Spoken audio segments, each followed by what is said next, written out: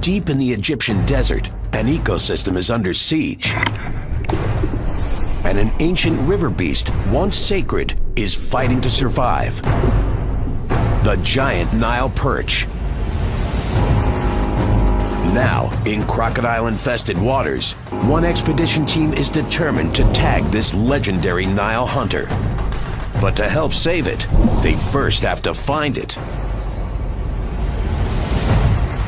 It's an urgent mission to an ancient lair. 2 scientists, 7 days, and 300 miles of open water. Get in the boat, watch out, Allah. Can they catch and track a whopper prehistoric predator before it disappears? Get behind me, stand up, Ollie. It's Hooked Lake Monsters.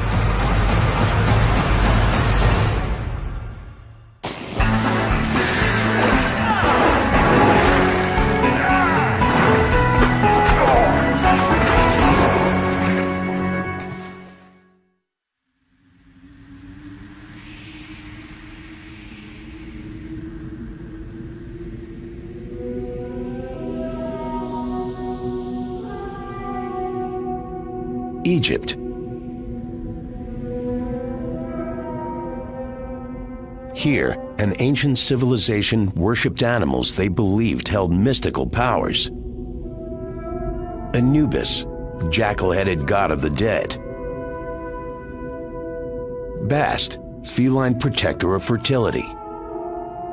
Horus, half falcon, half man, god of war. And one of the most sacred and mythical beasts of all was the giant Nile perch. The fabled fish grew to be so huge, it could dwarf the fishermen who caught them. Pharaohs immortalized them. The pious refused to eat them. Some even mummified them as sacred offerings to the gods.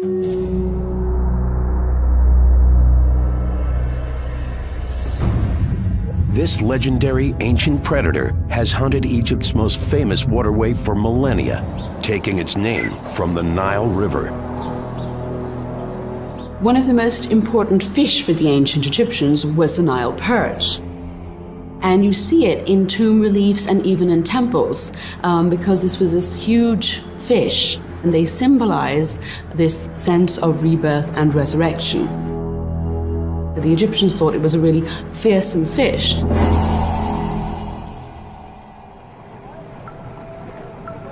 But today, the Nile perch is a species in crisis. In its native range on the Nile River, facing pollution and overfishing, the fabled whopper is disappearing. Total population unknown. Many of the Nile River's last leviathans lurk here. Lake Nasser, a remote Nile reservoir.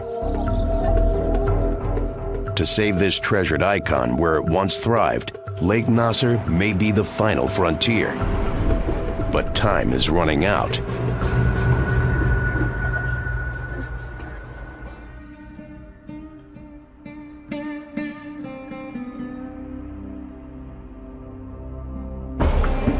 March 21st, 2010. Cairo, Egypt. Justin Grubich is an assistant professor at the American University in Cairo. He's launching the first ever Lake Nasser Nile perch expedition. He hopes to tag the biggest Nile perch he can find and track the prehistoric predator for 24 hours. In the fight to protect this mammoth river beast, knowledge is power. What I'd really like to figure out about the Nile perch is where they spend their time, where they eat, where they reproduce. That's what we need to know, first of all, so we can start protecting them. A lot of them are overfished these days, even in the Nile area where they're native.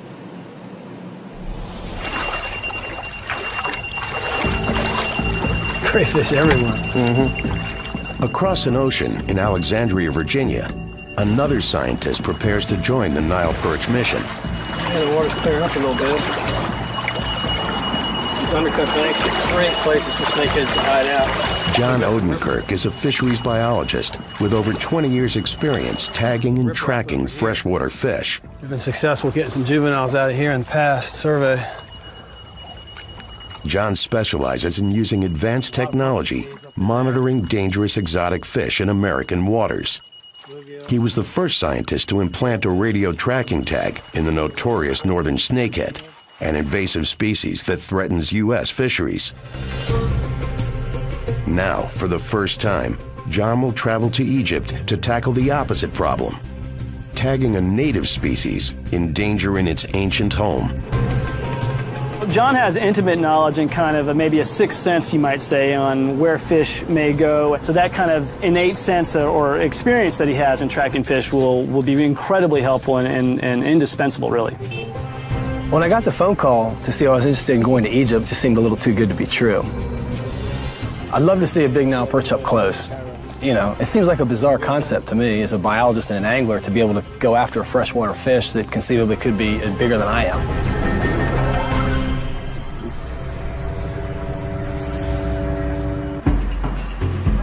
March 23rd, 2010, Aswan, Egypt. You Justin? Yeah, John. Great to meet you, Father. Pleasure, man. Expedition day 1 of 7. John Odenkirk, Justin Grubich, and the team's research assistant Ali Femi gather together for the first time. All right, let's do it, man. All right, let's go. They begin the desert trek to Lake Nasser in search of some of the Nile's last remaining giant perch.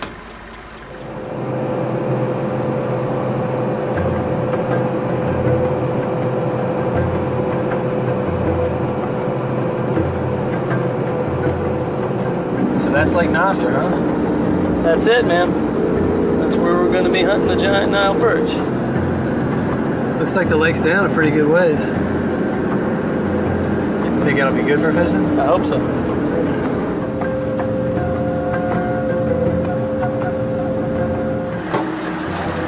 Wow. Hello. Hello, I'm Ahmed. Right. Nice to meet you. To help them navigate the vast Lake Nasser, Justin and John are teaming up with a group of veteran local fishing guides. You ready to catch a big fish? I'm definitely ready. Yet no amount of experience can guarantee a whopper catch. Lake Nasser is the second largest man-made lake in the world. Covering some 2,000 square miles, tracking a giant Nile perch here may be an impossible challenge. To date, no expedition has even attempted it. And the team must face another notorious aquatic predator, the Nile crocodile. Growing up to 20 feet long, Africa's largest crocs kill an estimated 200 people a year.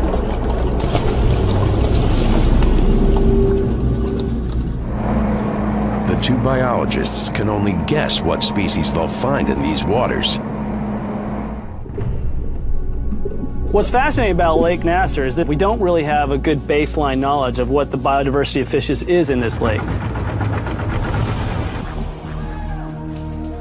But one thing is known. In the last decades, as human populations swell, increasing demand for the Nile perch and two of the perch's favorite prey, tilapia and tigerfish, has taken its toll. Giant perch once grew up to 6 feet long, weighing nearly a quarter ton. Now, in this threatened ecosystem, such whoppers are rare. There's a lot of fishing pressure here, and that has the potential to not only take the prey species that the perch need to survive, but also as a non-target, they're catching the young perch before they have a chance to mature and sustain the population.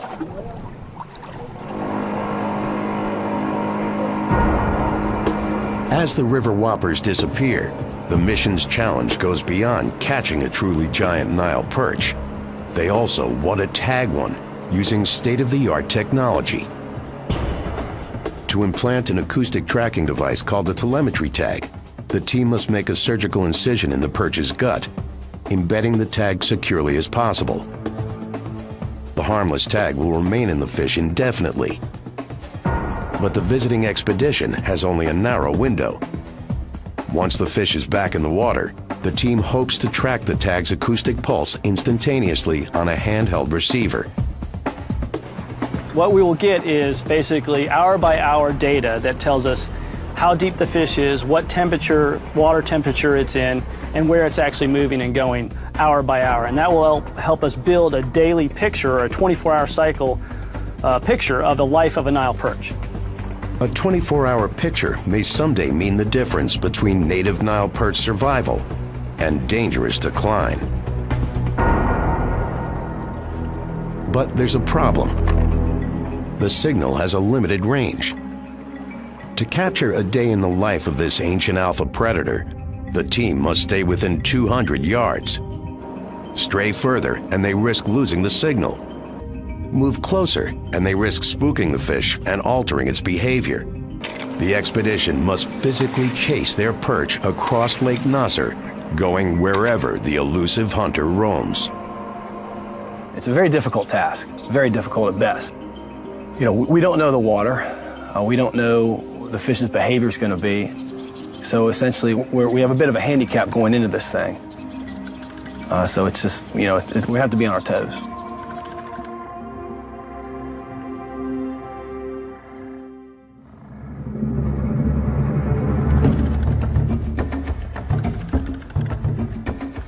"8 a.m., expedition day 2 of 7. Well, John, looks like we got a great day here. We're going to catch some fish. Excellent. All right, man. What kind of rods we got working up there? We got the right stuff going on? Yeah, they're all rigged. A lot of them are rigged, ready to go. Combined, Justin and John have decades of fishing experience tackling monsters in remote waters. That's a nice one, huh? Look at that beast. Something that eats something that big is going to be big. That's what we want. That's what we're looking for. Whatever thinks this is a snack. That's right, that's right. Yet even for veteran anglers, the giant Nile perch remains one of the most legendary and intimidating river beasts on Earth. Built like powerful, scaly submarines, giant Nile perch are lethal ambush hunters. Stalking and charging prey, their massive jaws extend, allowing them to swallow their victims whole.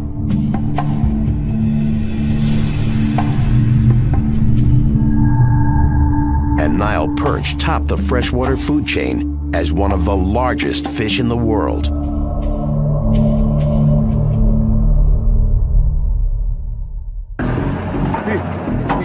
For the team, luring a giant Nile perch is as much an art as a science. The apex predators are highly sensitized to their prey. Mimic a tasty tilapia or tigerfish just right, and a Nile perch may go in for the kill. This is a Bucher depth raider, and this lure is good because it's going to be traveling at the right depth and mimics the prey fish that are found in this reservoir. So we're going to tie this bait on here and hope that it attracts some Nile perch. With their lures set just below the surface, Justin and John troll across Lake Nasser. They scan the water, anxious for their first glimpse of a Nile perch.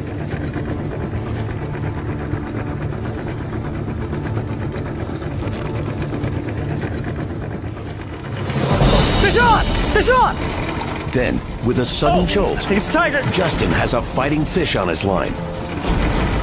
Yeah, good tiger. Here. Oh, he's gonna jump. Oh yeah! All right! It's no Nile perch, but it is a fearsome predator.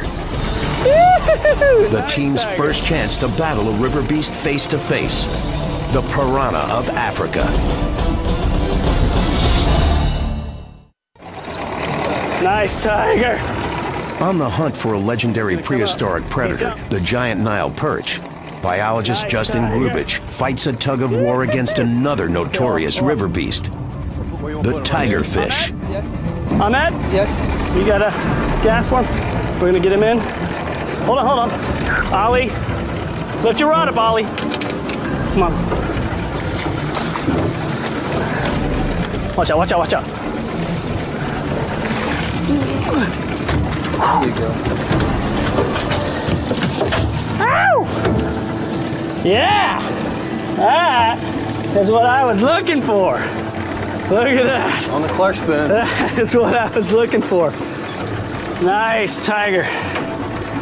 Woo! That's exciting the way it was jumping. Man, it hit it like lightning. Nice fish. Look at those teeth on that thing. Wow. Super catch. Justin knows any fish he catches helps unlock the mysteries of Lake Nasser's underwater food chain. To help save the disappearing giant Nile perch, he must uncover as much information as possible about its hunting grounds. Tigerfish sport a mouthful of flesh-ripping, razor-sharp teeth that can decimate prey in seconds. And like their South American piranha cousins, these tenacious hunters feed in deadly mobs. So what we have here is a magnificent specimen of a tigerfish, a big adult. It's just a fascinating fish. It's built for speed. He has these jaws that articulate like a bear trap. And as those clamp down, see those teeth interdigitate, they interlock with each other, taking chunks of flesh out of the prey. There would be a school of fish similar to this size that are hunting in packs, and they're going along the edges of this submerged vegetation, and they dart forward with a lightning strike and chomp right through the fish. It's really an amazing predator. Besides the Nile crocodile, a large tigerfish is the only predator big enough to attack a Nile perch. But only for so long. Once growing Nile perch reach their full-size potential, there's no contest. Perch rule the fish food chain. So massive, virtually no other predator can touch them. Yet now, as the team continues their quest to catch and tag a whopper Nile perch, the day's fishing brings no luck.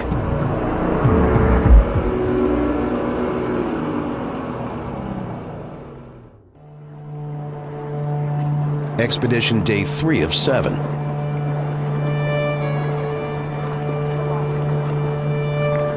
After more long hours trolling Lake Nasser, the team's unlucky streak continues.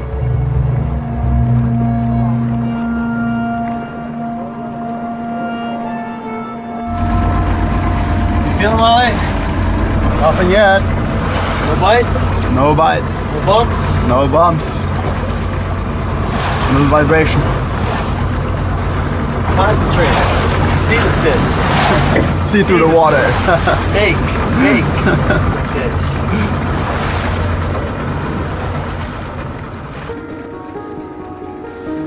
As dusk approaches, Justin hopes their luck will change. In general, nighttime fishing in Lake Nasser is extremely dangerous. Poor light and rocky conditions are treacherous. The team knows they must focus their energies on daylight fishing hours. Yet as they run out of time, they may be forced to push the limit.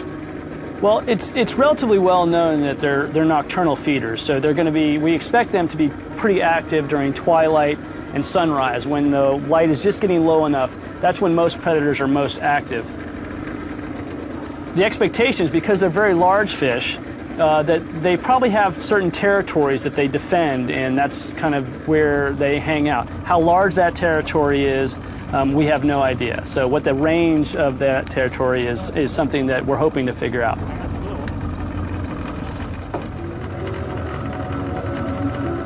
The team scans the lake for any signs of whopper perch.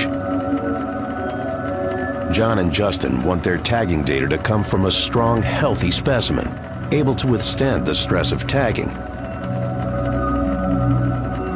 The men agree they'll only tag a Nile perch weighing at least 50 pounds.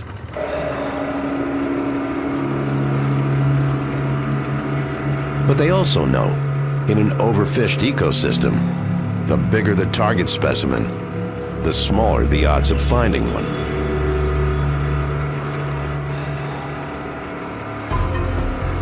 Justin changes strategies. He switches to a fishing lure designed to skim closer to the surface. So as we're going to the shallow water where predominantly most of their prey is, this is going to be a better bait because it dives a little bit shallower, it doesn't go as deep.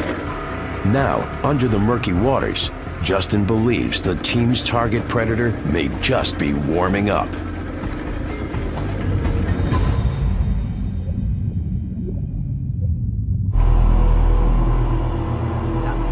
Expedition Day 4. There's still no sign of Nile perch. With only 3 days remaining on the mission, the team grows increasingly worried their target may be too scarce to catch. Biologist Justin Grubich considers an unusual but ancient strategy, enlisting the help of another sacred animal, the Nile crocodile. The Nile crocodile, of course, has been, just like the giant Nile perch, revered in Egypt all the way back into pharaonic times, into antiquity. The pharaonic god Serbik is actually a crocodile-headed god that is the god of the Nile, that protects the Nile and the drainage and all the wildlife within it. If it happens that we aren't catching a giant Nile perch, John and I may actually have to make a prayer to the pharaonic god Serbik in order to hopefully get in his favor so that he'll send a giant Nile perch our way. Half man, half crocodile, the mighty god of the River Nile was both feared and revered. Yet Sobek was not alone. He ruled with another powerful deity, the hunting goddess Neith. In one famous creation myth, Neith turned herself into a Nile perch to swim the sacred waters that gave life. Neith is a warrior goddess, and the Nile perch is a great hunter. The animals had special talents that were associated with that god or became associated with that god. But in ancient Egypt, no fisherman's fortune could be secure without the blessings of the holy ruler of the Nile, Sobek. 3 p.m. on the shore of Lake Nasser, Abu Simbel, Egypt. This is going to change our luck, right? In search of Sobek, Justin, fellow biologist John Odenkirk, and research assistant Ali Femi make a pilgrimage to one of Egypt's most famous ancient temples. Built by Ramses II in the 13th century BC, the entrance features 4 mammoth carvings of the pharaoh king himself. Inside, a shrine of Sobek waits. And you brought an offering? Yeah, I think I'll offer an acknowledgement in the paper that we write together, John. You think that's going to be good enough? I hope so.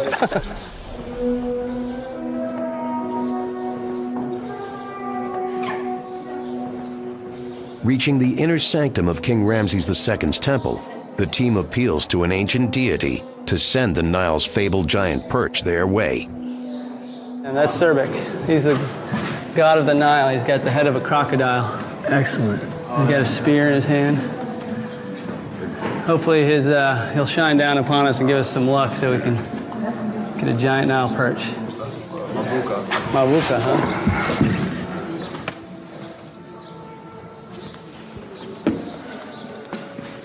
I think it's going to change our luck, John. I think so. Let's get back to the boat. Yeah, let's get back to some fishing and some science. Back on Lake Nasser, it's expedition day 5 of 7. The team now counts their remaining time in hours. To gain valuable data on giant Nile perch, they want to track a tagged specimen for a 24-hour cycle. Their window of opportunity is fast disappearing. We only hope that we'll find some fish later today. 6 p.m., dusk. It's the time of day Justin hopes hunting Nile perch go in for the kill. The team watches every motion and shadow on the water.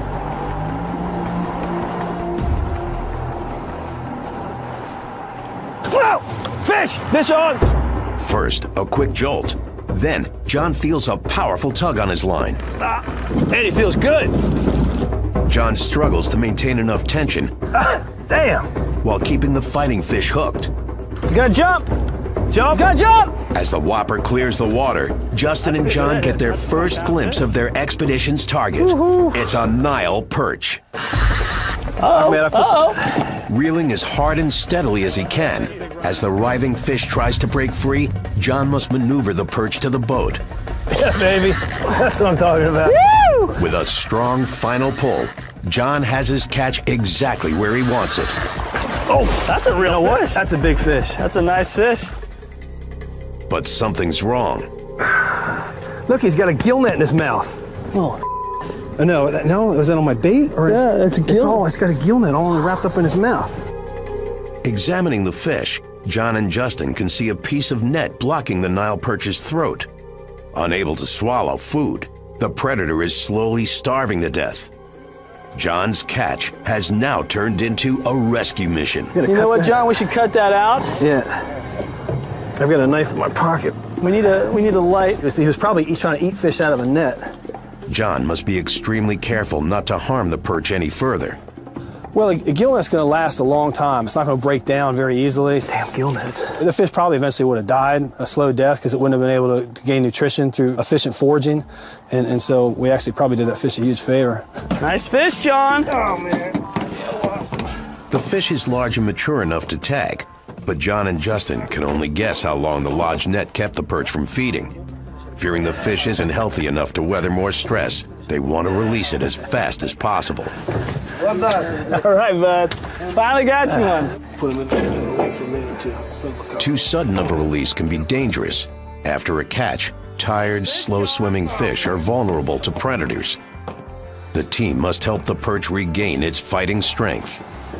His gills are flaring. He's pumping oxygen. He's gilling good. He's in good shape. Give him a minute. You feel good? Yeah. Happy, healthy? Yeah, oh yeah. There he is. Down to the depths. Bye-bye. Good swim. You put me on the fish. Sure, man. It was very special to be able not only to release it to fight another day, but to help it out by removing that gill net from it and see it swim off strong. Well done. All right, bud. Finally got you one. The last couple hours have been really good to me. Yeah. I guess that that prayer to Surbeck is finally paying off. But now, as the men face the last 2 days of their Lake Nasser expedition, the mission's chances to catch, tag, and track a whopper Nile perch may be lost.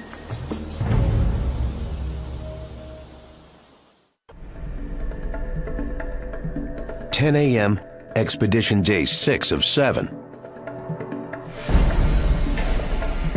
Back on shore, the team holds an emergency strategy meeting with the fishing guides and crew. There's less than 48 hours remaining. You know, our first priority is to try to find that big Nile perch. Yes. Here it looks like there's been quite a bit of fishing pressure. So I favor a move to maybe some new kind of virgin ground. Cebu, anyway, the Cebu Sertem is many fishing places. We have a lot of sinking island, lot of shore fishing area, lot of shore shallow places, deep areas. Yeah, no, I think we need to move. Yeah. I think we should skedaddle up to that area if that's where the fishing reports are coming from. You know, every day without a Nile perch is a day lost on the research. To cover as much territory as possible, Justin and John decide to divide and conquer. See the black rock that's sitting on the corner? Yeah. But it's a risky strategy. If one of the men catches a large Nile perch, he may need the other's help in planting the telemetry tag. We're really getting to the critical hour now that we really need to catch a big Nile perch so we can tag it and then monitor it because the expedition's coming to a close. So we're a little bit anxious that we catch a big Nile perch today.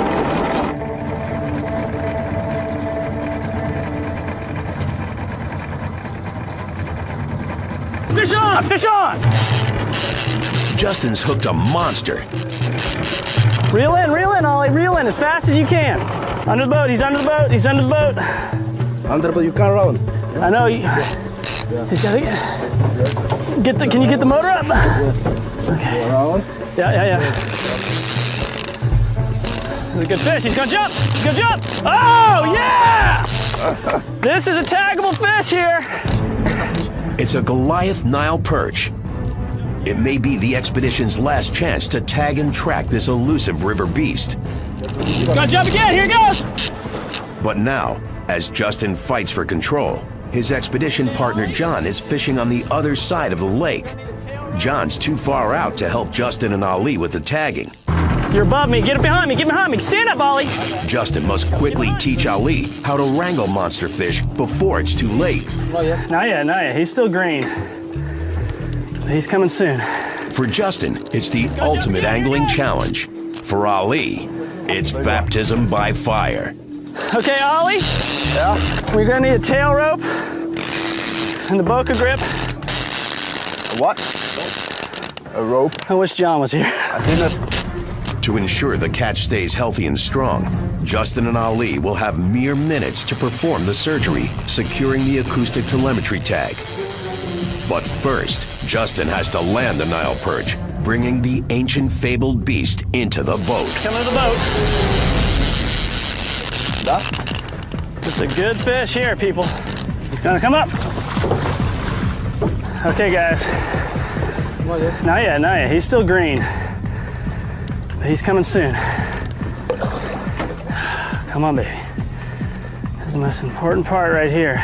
Justin manages to wrangle the perch to the boat. Not yet. But the real test has just begun. We can bring him up here. Bring him up here. To keep the fish healthy, he has only a few minutes to take measurements. Ollie, get my kit. Okay. Kit. And judge if it's mature enough for the telemetry tag. Get your notepad out. I'm gonna start marking some data. To get the most useful data on species behavior and to avoid overstressing weaker fish, biologists avoid juveniles. Total length, 116. Instead, they target what they call breeders, strong fish old enough to spawn. Ooh, I took a knock on my foot. Look at that. That's okay. That's good stuff. That's a spine from a Nile perch right there. Good fun. Okay, gape, 17. The fish weighs in at 70 pounds. It's a perfect candidate for tagging. Actually, I think I can do the surgery and we can tag him and release him. Okay, Ollie, get the transmitter out, the receiver out, go in the black box, get the hydrophone. Justin makes a small incision in the fish's abdomen and inserts the transmitter. Tag is in. Okay. All right, so let's let him recover a second. For a safe release, time is critical. That's good. Is he okay? Yeah. Okay. Woo, I'm shaking. I'm shaking, I got a bloody foot, but that is well worth the price. Before they release the perch, the team must verify their acoustic receiver is picking up signals from the embedded telemetry tag. Ooh. We got it. You guys want to hear it? You want to hear it, Ollie? Yeah, I want to hear. Hear it pinging? I hear it, yeah. That's our boy. It's a sequence of pings that are characteristic of this specific tag that has a certain serial number. It simultaneously is recording depth and temperature and a GPS location. So once we let this fish rest a little bit, we're going to start monitoring its movements through the lake for as long as we can keep track of it. The tag is working. Justin's confident the Nile perch is ready for a release. He finishes suturing as fast as possible. There's a strong fish, a good candidate for tagging. A hardy fish like that can withstand a lot of stress. They let the fish rest a few final moments before returning it to the depths of Lake Nasser. All right, now we'll release our first giant Nile perch. Let's see where he goes. Ow! That is awesome. Alhamdulillah. Amen. You are the man. Shukran Gazila. When he hit it so hard, he actually cracked the lure. That's how strong these fish are. It's unbelievable. We were lucky to land him. Very lucky to land him. For the expedition, it's the moment of truth. The tag's range is only 200 yards. To gather the data they need, they must follow the Nile perch across the second largest man-made lake on Earth. No team has ever done it. Justin quickly gets to work. A handheld device called a hydrophone collects and stores signals from the acoustic tag in the fish's gut. The closer the fish, the stronger the signal, and the louder the ping. We're good. That's music to my ears right there. Bing, bing, bing, bing, bing, bing. That's good. That's data. That's science. That's sexy. Swallow, swallow. Check, check. Yes, Swallow. We just headed up into lunch here, trolling our way in, and nothing really going on. Well, John, we could use your help over here. We just tagged a 70-pounder. Believe it when I see the data. Well, get your butt over here, man. We need some help. 12 p.m., Expedition Day 6. John Odenkirk missed the tagging surgery, but as one of U.S. fisheries' most experienced aquatic trackers, his judgment calls over the next 24 hours could mean the difference between mission success and failure. Well, John has really good experience in tracking animals. He's done it a lot in North America, so his expertise in predicting where the fish is going to go and what we expect it to do will be really great, really helpful. 70 pounds. Tagged, and he's sitting under that rock over there. How long ago? Half hour or so. You already got it done and back out? Yeah. Sweet. All right, man. Oh, yeah. Listen to this sweet music. Nice. He's sitting right over there. Now, which hydrophone do you have? Right now, it's just the omnidirectional. We're letting him catch his breath. Where's it sitting? It's underneath the boat. Oh, okay. It's right over the side. So he's sitting against those rocks. We caught him in that little bay, and wind pushed us this direction, and fought it. He jumped like 3 times. Did he really? Big head, gills flaring. No way. No way. Yeah, his head was going right, and he actually broke the back end of the actual lure off. So yeah, it was good struggle. All right, Ollie, come on over. We're gonna have a little strategy session here. All right. So we just got this fish tagged. Let's track it for the next 24 hours. We've got it in this nice little area here. 24 hours, we'll be able to figure out what it's doing overnight. So I'm gonna need you on the receiver at first and you on the hydrophone. And if it starts to move, we need to be ready to move with it. Otherwise we'll lose it. That's right. The team has no way to predict if their strategy will work. What's the readout now? 76. He was in this little cut Yeah. in the back of this cove, and then when he heard the boat coming, he moved out. Even with a steady signal from the telemetry tag, physically tracking the fish in Lake Nasser might be impossible. There's plenty of places to lose a fish in this basically inland sea. We really are kind of flying blind here. What the fish is going to end up doing, we really don't have any ideas. So we just hope we can stay close enough to be able to follow the fish through a significant amount of time. Where do you have him positioned now? 6 p.m. Roughly 6 hours after releasing the tagged Nile perch, the signal remains strong. The expedition team must stay within 200 yards and follow their target through the night. All right, I'm gonna turn a little bit clockwise.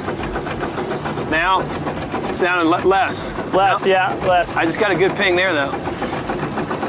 So we're basically in the same cove where we've just released this giant Nile perch earlier in the day, and it doesn't seem to have moved much. We're going to be taking tracks of it every half hour until it starts to really move when it starts hunting it during the night. Try just flipping over to this side, John.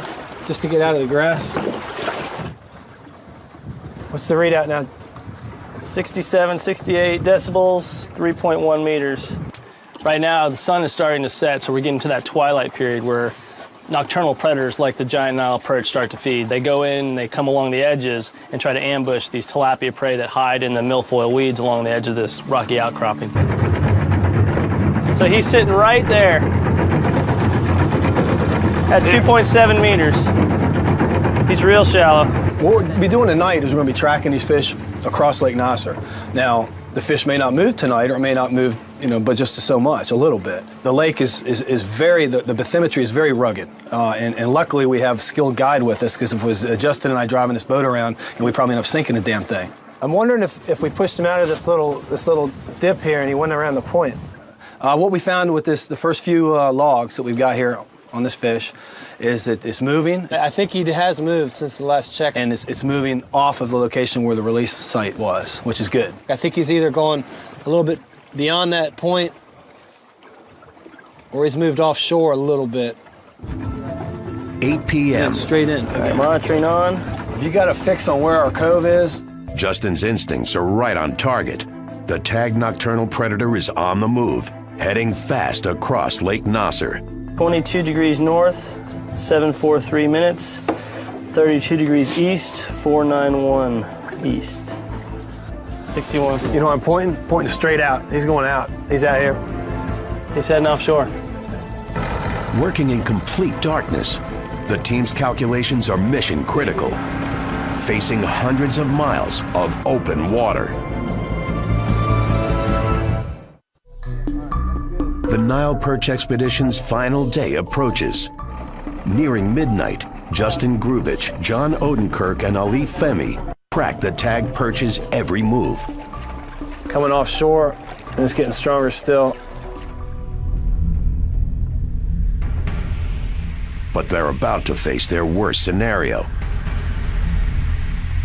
A sudden windstorm creates huge swells. In the pitch black, surrounded by jutting rocks, the team must decide whether it's too dangerous to continue. With this wind kicking up, though, I don't know. I hope it doesn't get too rough out here. It was whitecapping a little while ago. Well, that can really affect the way the hydrophone reads, actually. When the lake conditions change, you get, erroneous signals, and we could easily lose them. As the tagged Nile perch speeds across choppy waters, the men refuse to quit.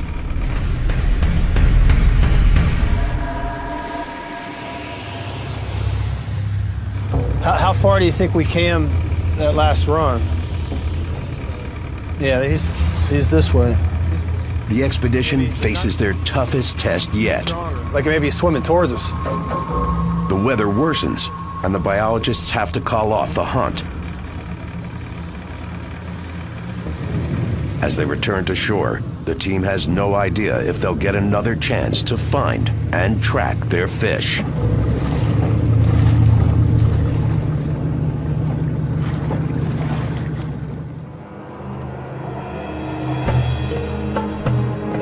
"6 a.m. Expedition Day 7. The storm has passed.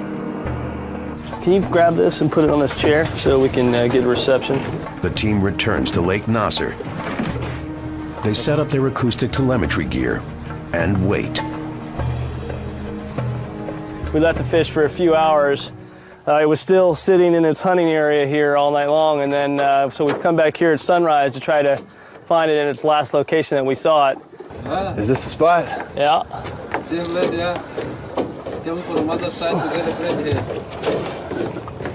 Nothing. He's not here anymore. The tag signal is lost. The whopper perch is outside the telemetry range. We were thinking it might track all the way back to where we originally caught it if they do actually kind of feed in a circuit and have a certain territory. But here we are at sunrise, and he's not here right now, so the mystery of the Nile perch continues. Yet in the larger quest to understand the Nile's vulnerable ancient hunter, the expedition has broken new ground. We got a good 12 hours on that fish, so that's the first tracking of a giant Nile perch for 12 hours, so that's a great success. It's a very good feeling. We caught Nile perch, we tagged Nile perch, we tracked Nile perch. Essentially, we accomplished everything we wanted to accomplish. Justin's theory of Nile perch feeding. Rather than meandering on the hunt, Justin believes the fish speed along predetermined routes. Once they feasted, they circle back and start the cycle again. Having this fundamental ecological information on the giant Nile perch will be very important in developing conservation and management strategies to ensure that we protect the biodiversity of Lake Nasser.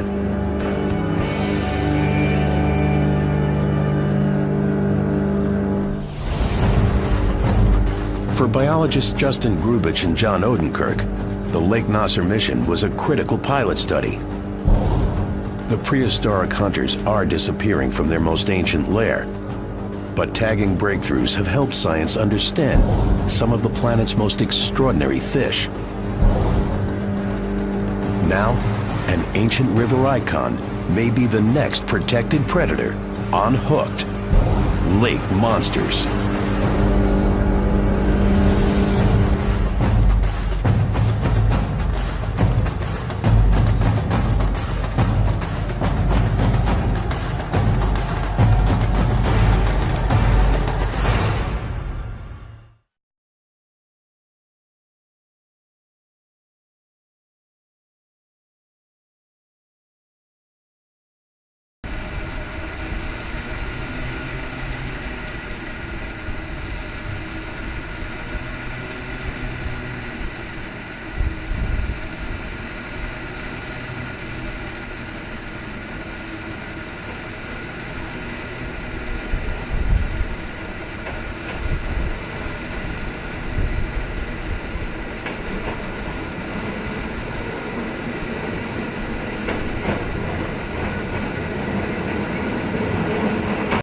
Here, an ancient civilization worshipped animals they believed held mystical powers.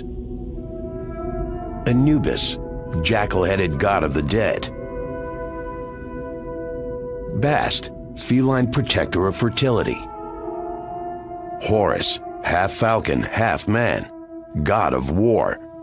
And one of the most sacred and mythical beasts of all was the giant Nile perch. The fabled fish grew to be so huge, it could dwarf the fishermen who caught them. Pharaohs immortalized them. The pious refused to eat them. Some even mummified them as sacred offerings to the gods.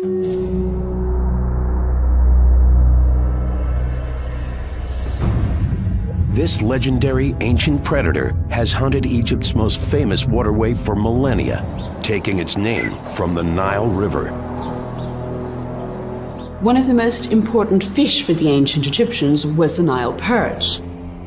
And you see it in tomb reliefs and even in temples, because this was this huge fish, and they symbolize this sense of rebirth and resurrection. The Egyptians thought it was a really fearsome fish.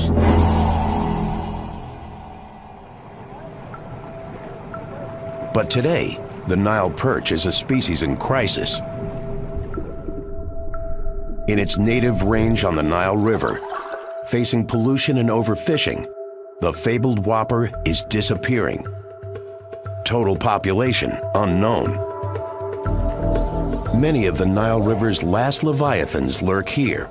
Lake Nasser, a remote Nile reservoir. To save this treasured icon where it once thrived, Lake Nasser may be the final frontier. But time is running out.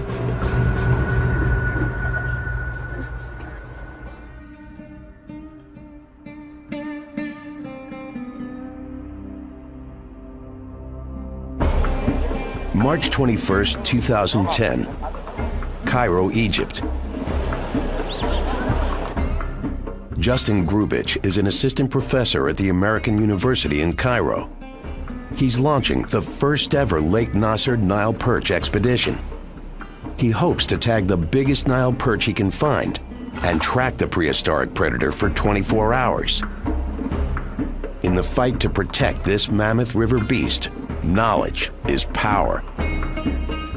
What I'd really like to figure out about the Nile perch is where they spend their time, where they eat, where they reproduce. That's what we need to know, first of all, so we can start protecting them. A lot of them are overfished these days, even in the Nile area where they're native.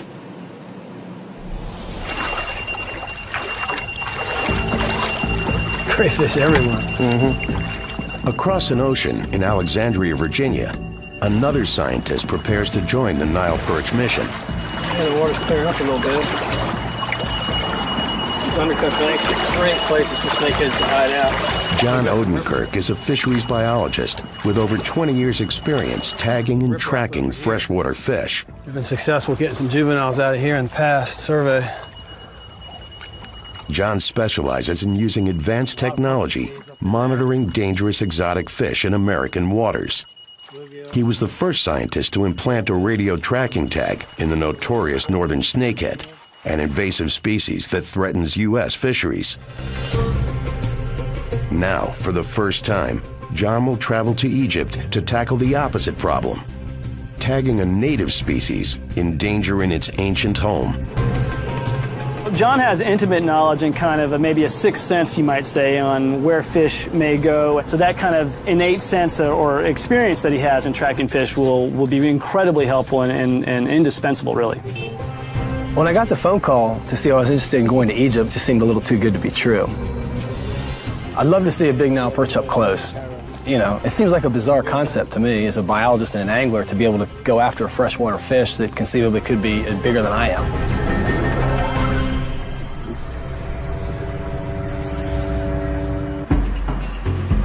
March 23rd, 2010, Aswan, Egypt. You Justin? Yeah, John! Great to meet you, Father. Pleasure, man. Expedition day 1 of 7. John Odenkirk, Justin Grubich, and the team's research assistant Ali Femi gather together for the first time. All right, let's do it, man.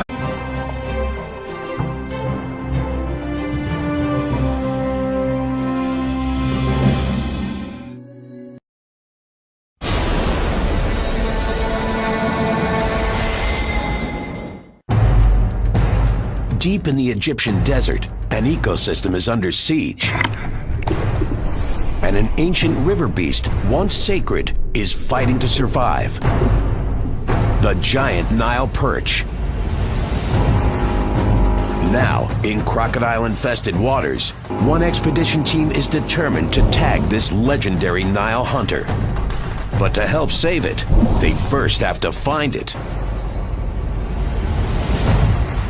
It's an urgent mission to an ancient lair. 2 scientists, 7 days, and 300 miles of open water. Get in the boat, watch out, Allah. Can they catch and track a whopper prehistoric predator before it disappears? Get behind me, stand up, Ollie. It's Hooked Lake Monsters.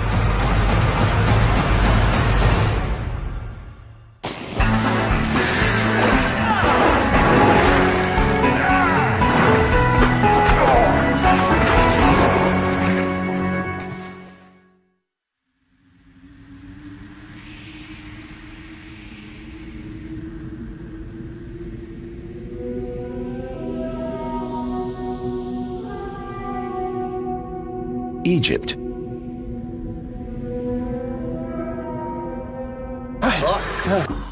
They begin the desert trek to Lake Nasser in search of some of the Nile's last remaining giant perch.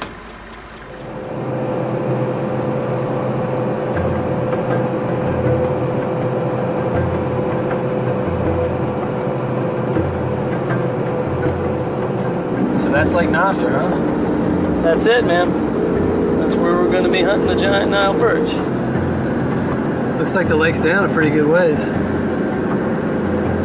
Think it'll be good for fishing? I hope so.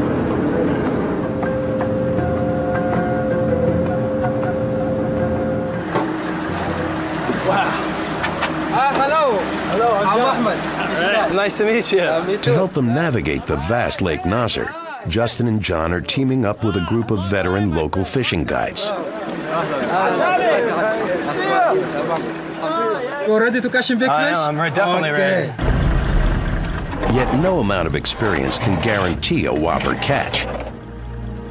Lake Nasser is the second largest man-made lake in the world.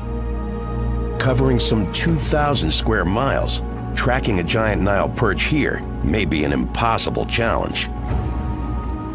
To date, no expedition has even attempted it. And the team must face another notorious aquatic predator, the Nile crocodile. Growing up to 20 feet long, Africa's largest crocs kill an estimated